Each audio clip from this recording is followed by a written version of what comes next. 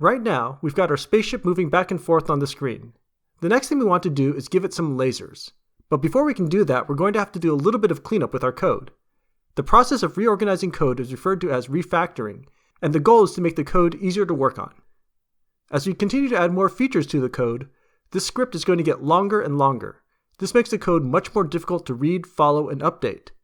And if you're trying to work collaboratively with someone else, it's quite difficult to do if everything is all in one file. So we're going to start breaking up our code into modules. The idea behind this is that each module focuses on just a single part of the game, and then to add new features to the game, you simply add new modules, and then just a few lines of code in the main game loop. We're going to start by making a module to keep track of all the constants. We'll copy the code into a file called consts.py, which is what we'll call the constants module. Notice that we use the path submodule when defining the image directory, so we need to import that into our new module. We're also going to add in some more colors to our list of colors. These are the names of colors as commonly used in HTML. You can add in additional colors if you need them, but this should be more than enough for anything you'll need. This will also require a few changes in the code. First, we're going to need to import the new constants module. This import command replaces all of the code that we moved into the module.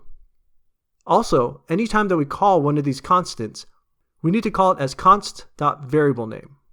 This follows the pattern of identifying the module in which the object is located. This will take a little bit of work, but Spyder does a good job of alerting you to the lines that need updating by adding orange triangles in the margin and underlining everywhere this needs to be done. The next thing we're going to do is move the Spaceship class into its own module. We can copy most of the code over with minimal changes. When we copy the class over to a new document, you will see that the constants get flagged as being undefined. This is because this new module has not imported the constants, so we'll need to make sure that happens, as well as updating all the references to the constants to be of the form const.variablename.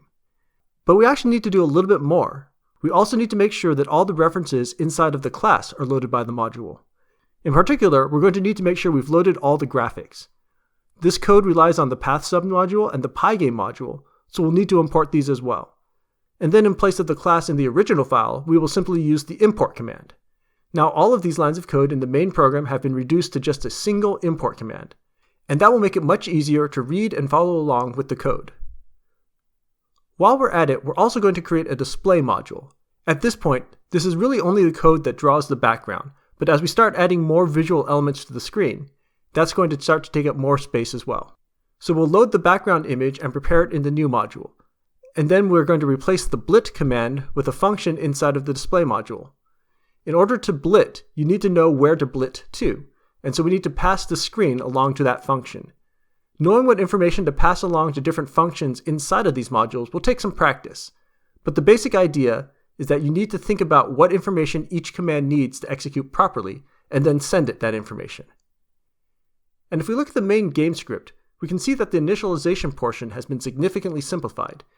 We can see the overall flow pretty clearly, and this will make our future edits easier to understand and follow. We don't need to see all the details of the module in the main code. We just need to know what that part of the code does for us, and where the code is if we need to edit it. It's also the case that we can now share our work with others more easily. Someone else can take your Spaceship module and load it into their game, and you can import their modules. This makes collaborations much simpler to execute because you can both be working on separate parts and just import the code into the main file. We're going to be adding to the modules and introducing new ones as we continue to add to our game. In the next video, we'll see how we can add lasers to our spaceship under this new structure.